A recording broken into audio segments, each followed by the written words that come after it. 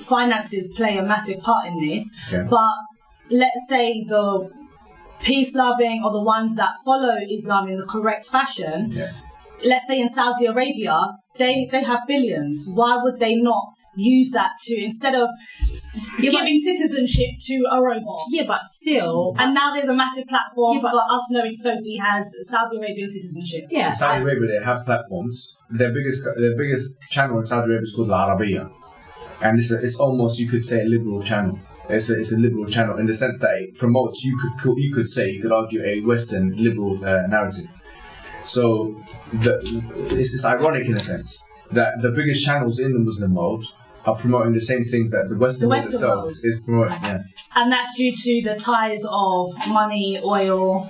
Possibly, it could be, but do you know what? It's due to, I think, a post-colonial reality. Now, Saudi Arabia itself, because you use it as an example, wasn't colonized by the British, but the majority of countries in North Africa, including where I'm originally from, which is Egypt, were colonized by either Britain or France. So that mentality, and obviously the African countries themselves have the after effect of that post-colonial reality, which is why you'll find in a lot of our countries, I'm guessing African or Jamaican or like Caribbean, So, but you're originally African, let's say, that reality has spilled over to seeing things like, Fair and Lovely. Fair and Lovely is a white, something that whitens your skin, basically. So it ranges now, the post-colonial reality ranges from finding beauty aesthetically as being more white to actually being in agreement with everything the white colonial, post-colonial master tells you that is true. And we don't know how much this has encroached us. This has encroached us so much that now every question you ask, I promise you, is going to have a Western colonial, post-colonial slant. And that's to preempt what you're going to say. I would to a degree. I would agree, because even like before, before you came in, Lynn said that you were praying, and we both said, like, why does it have? I think, like you said, how the Western media portrays it so is that everything is. It should be the way the white man says it is. Right. Okay, let's look at, because someone asked on the platform when I put you up. With regards to the Quran. Someone said you're smart, bro. Thank you. Tell him that. When a smart man finds out, when a smart man recognizes a smart man, that makes him smart. So tell him that you're smart too, Someone actually said that there's certain parts of the Quran as well as the Bible that are dated. So when I raised points surrounding violence, waging a holy war, jihad. So once again, the post-colonial slant starts. The Western narrative starts. I haven't got a problem with that because it is important to address it. It's important to talk, as I said to you before, I'm going to be asking questions that people ask me as well. And for myself as well, I'm not practicing Muslim, so I just want to know, when looking at the Quran, how can you see what is metaphorically maybe the case and what is not metaphorically the case? There you go. Okay, chapter 3 verse 7, it tells you exactly that. It says, منه آيات محكمات هن أم الكتاب وأخر متشابهات. So it says that this book has in it verses which are basically ambiguous and other verses which are foundational. Yeah, but how are you supposed to know? So basically, if I'm a Muslim and I'm reading the Quran, how am I supposed to know which ones are ambiguous? Good question. That is a good question. So the answer to that question is that those verses which speak in a way which can only be interpreted in one way, are the foundational verses. For example, chapter 112, verse 1 to 4. قُلْ هُوَ اللَّهُ أَحَدٌ. Say He's Allah, or God, one and only. So we believe in only one God. There's no Muslim that's going to come out and say, no, we believe in two gods or three. And a Christian might say, no, we believe in the Trinity, 3 in 1, 1, 3. We don't have that. We don't have that confusion. So we say, قُلْ هُوَ اللَّهُ أَحَدٌ is a foundational verse. No one can come about and say, look, hold on, you don't believe in قُلْ هُوَ اللَّهُ أَحَدٌ, or we have a different interpretation. No one in the history of Islam has ever said that. So that's a foundational verse. That's not a metaphoric verse and cannot be subject to a plethora of different interpretations. But then I think you're coming from a place of being educated, because there's many people that I feel, whether that be in rural places of the Middle East or even here where they're looking for belonging and they attach themselves to certain groups, how you eloquently explain that, how would they know that? For example, someone's messaged me saying in the Quran it says, and kill them wherever you find them and turn them out from where they have turned you out. Okay, that's good. So let me quickly answer both questions. Okay. What you've posited in the first instance is called an argument from ignorance. It's a fallacy in logic. Okay. So if you don't know something exists, it doesn't mean it's false. So if I say, okay, this person doesn't know it, therefore it must be false, that's called an argument from ignorance. If I say, as was the case, that Neptune doesn't exist because I can't see it, they couldn't see Neptune at one point. Yeah, and they had to kind of find Neptune, the planet Neptune. They had to track it based on other planets. And say it doesn't exist, therefore it doesn't exist. That's an argument from ignorance. So from a logical perspective, it doesn't carry any weight.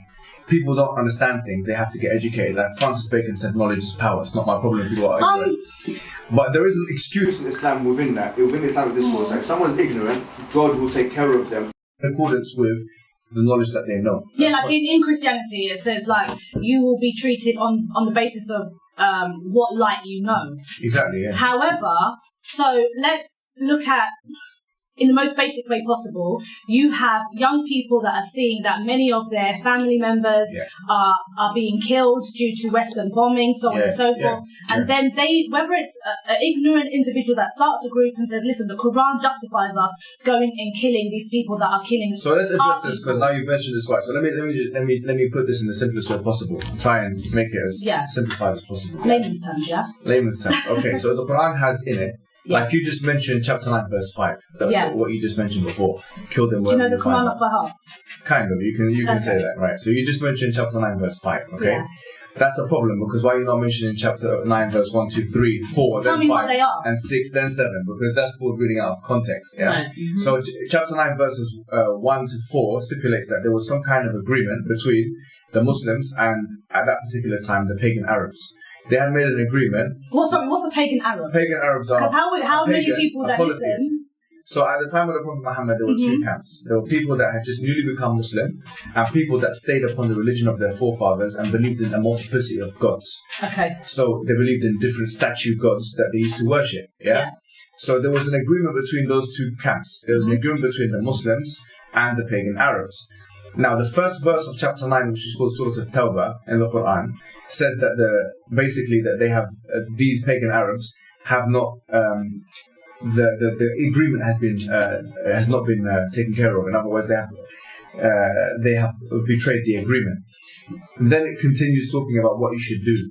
It says find them where you kill them where you find them, etc. Talking about in the context of war, because now a war has been issued.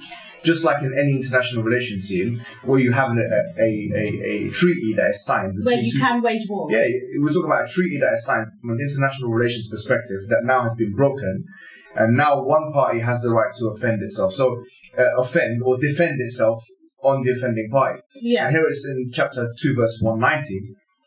It says, وَقَاتِلُوا الَّذِينَ يُقَاتِلُونَكُمْ وَلَا تَعْتَدُوا إِنَّ اللَّهَ لَا يُحِبُّ الْمُعْتَدِينَ. That fight those people who fight you and don't go across the bounds, because God doesn't like those who go across the bounds. So does that still relate to today? Fight those people who fight you. Yeah, absolutely. It does. Of course. So basically, Islam is not a pacifistic religion. So we're not saying that, lay down and take rubbish. Look, the idea of, sorry, but I'm going to put this in the crudest of terms, and no offense to any Christian listeners, but the idea of slapping someone in the cheek and giving them the other cheek, we don't have that idea.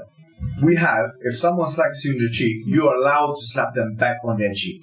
Okay. Do you understand? So if someone attacks me on the road, I'm allowed to fight them. So then would you say, because a lot of... But basically it's all defense. So from an international relations perspective, if a country is being attacked, they must fight back. It's not about that they should fight back or they have the option of fighting. They actually have to, in Islam, to fight back. They have to. Oh, so you're saying that it's okay for them to defend themselves. To defend themselves. Yeah. So what's happening now with various groups? Well, so terrorism is basically...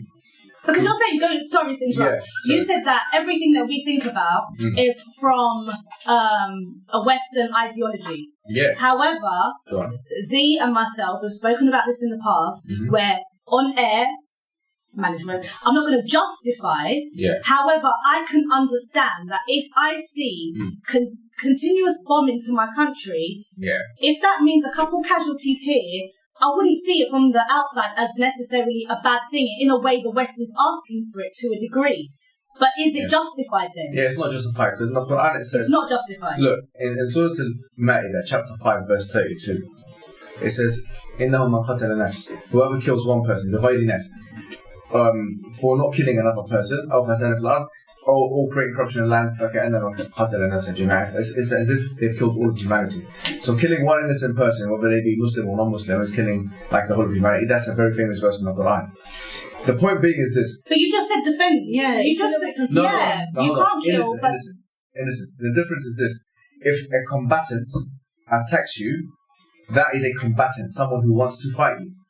Whereas if it's a non-combatant, someone who is an innocent person, the Prophet told us you're not allowed to kill categories of people. Of them are the non-combatant, women, children, even monks, priests. You're not allowed to cut down trees. Alright, so I'm going to ask a very stupid question now. Well, it's not stupid, but it's very... By the way, this is not something controversial. The only reason, and I'll tell you once again, the only reason why you're asking this question is actually, it's sad enough and funny enough. I'll tell you why it's sad and I'll tell you why it's funny. It's sad because actually the same reason you're asking it is because the same Western colonial person that really, let's say, the Western colonial master came into your parents' country, Yeah. And they did that because they justified cultural superiority. They said, we are culturally superior to your parents. Yeah. The African tribal religion and the African tribal systems are inferior systems. And therefore, we have a culture which we need to give to these individuals, which is an important culture. Okay, the same reason now it's been moved from the colonial landscape to a post-colonial landscape. We still have the imperial, hegemonic Western USA that is attempting now to go into the Middle East rather than, let's say, Africa as much for colonial economic reasons. So they've had to invent a narrative. This narrative is a narrative of what Samuel Huntington called a clash of civilizations. A civilizational clash between the Muslims and the Western Hemisphere. That narrative now, which has been invented, people are starting to believe in it because they're not critical thinkers. They're not thinking, okay, well, actually, what is special about this verse in the Quran? Because actually, if you look at the Old Testament, Book of Numbers 31:18, it says not only do you kill the enemy, but you take the young girls as slave girls. In the Old Testament, right? Yeah. So in other words, prepubescents, you take them, you enslave them, you rape them, you can rape them. And Old Testament says that. Yeah, Old Testament says that, and most of the commentators have said that. Yeah. I have not come across one single commentary that has actually differed from that understanding, that literalistic understanding of the Old Testament. So why don't we talk about that verse? Because that verse is actually more dramatic than any verse in the Quran that you'll find. No, I've spoken about that, but then when we look at the Old Testament, oftentimes the death of Jesus does away with a lot of the old practices in the Old Testament. So the New Testament so Matthew, is what stands. so it says, Jesus says, I've not come to do away with the prophet, I've come to affirm them. What does the word affirm mean? This is a discussion, but the thing is as follows.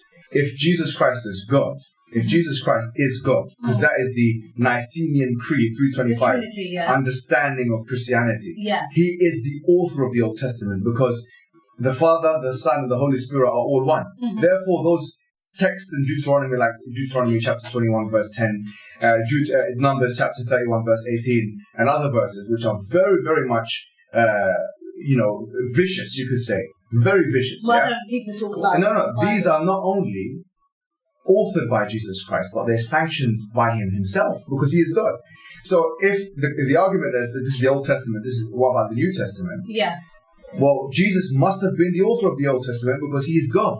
Yeah, no, the Trinity. Do you see how that There's works? a lot of Christians that even argue with regards to the Trinity. But going back to defending your country, you're saying that in terms of you can defend yourself if they're the combatant. But my thing is, how the Western world is set up in invading many countries, how would you then defend your country? Because you're not going to go to, if, Trump sits down with Theresa May or Macron. I'm talking about inhabitants of that land. So, for example, if there's... How do you defend Palestine or Syria? Right. If you live in those countries and people come into those countries trying to attack you and take your sovereignty away as an independent, autonomous human being, you'd do the same thing as the Kenyans did when the British came to invade. You'd fight back.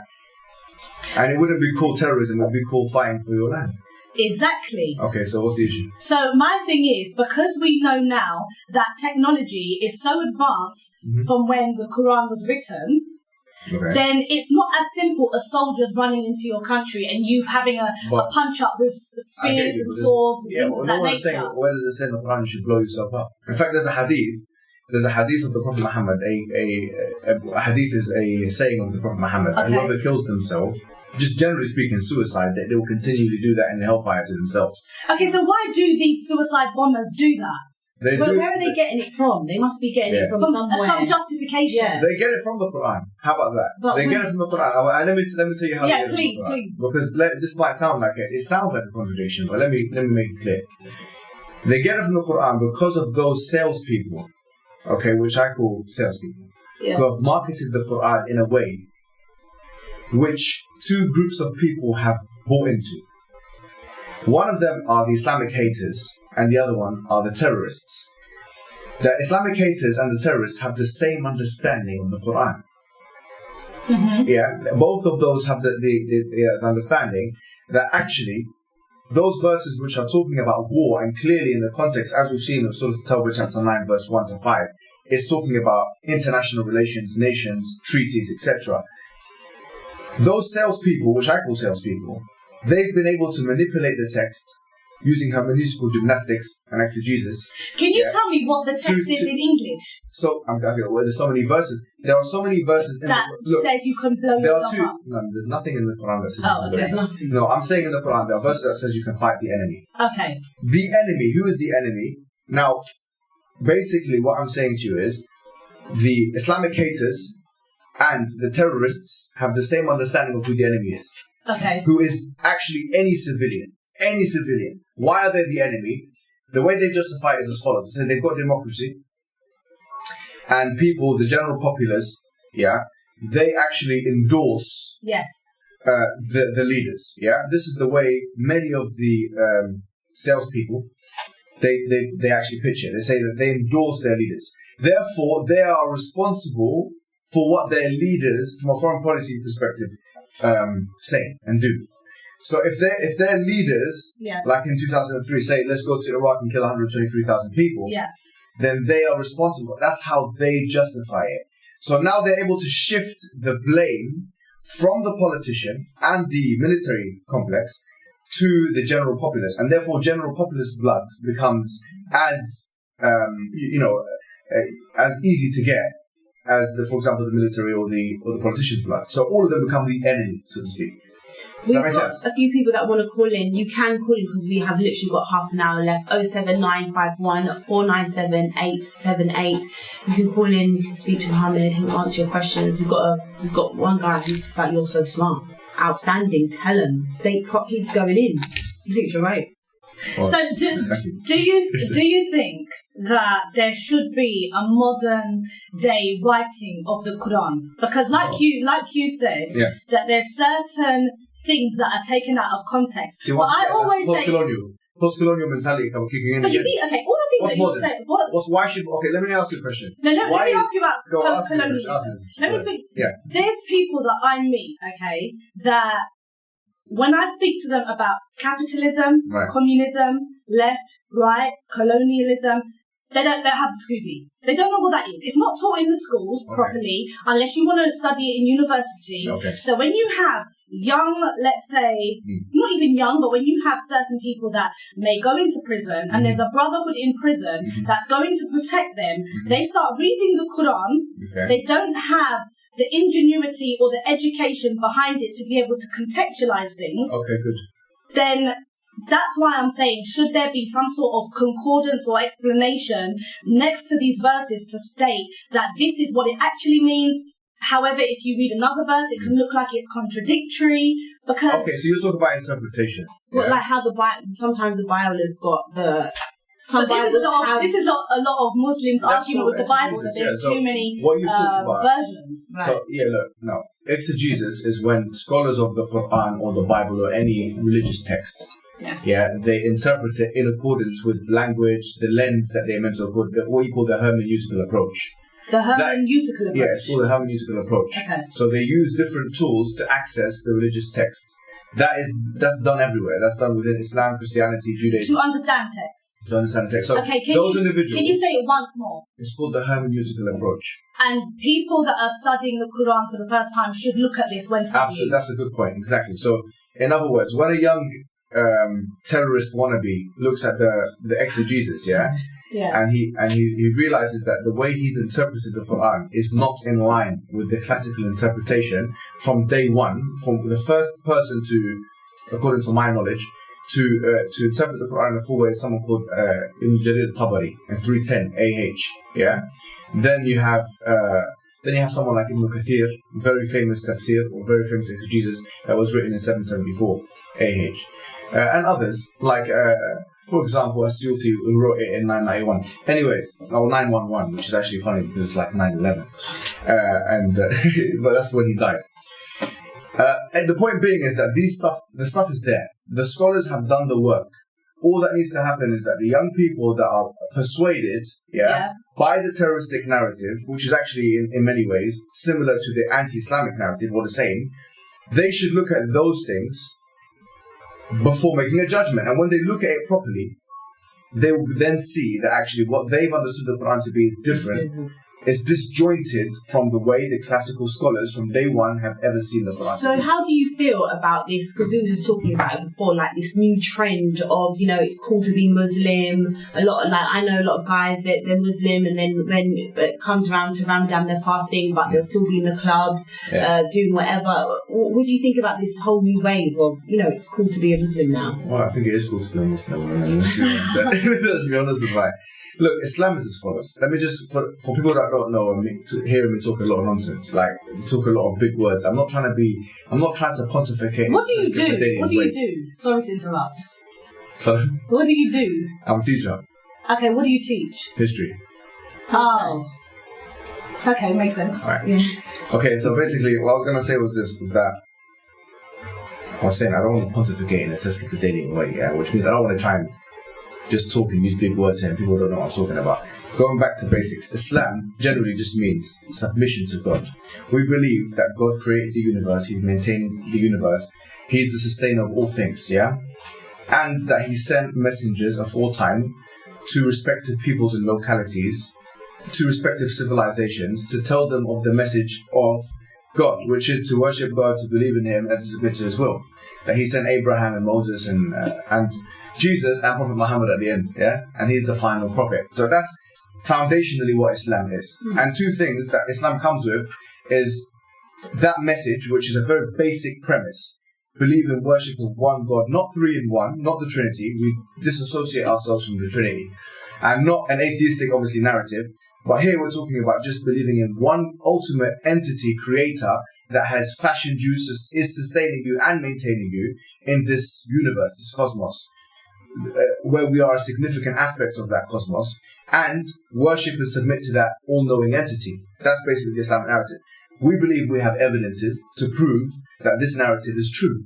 So the two things come hand in hand, the message and the evidence base. And all of the prophets that have come to their respective peoples, they have come with two things. They've come with the message of Islam, which is to submit to the Creator, and they've also come with an evidence base, which is a range of rational evidences given to human beings to prove that the message is true. So Islam comes hand in hand, and some of those evidences are things like predictions of the future, things like the fact that the Quran, as you mentioned or alluded to before, is the only preserved ancient religious text. The things like the fact that you will not be able to find a contradiction in the Quran, the fact that the Quran is inimitable, in other words, it cannot be imitated, etc., etc. So from that perspective, we feel we have a rational, coherent worldview. We have a coherent epistemology and a coherent ontology.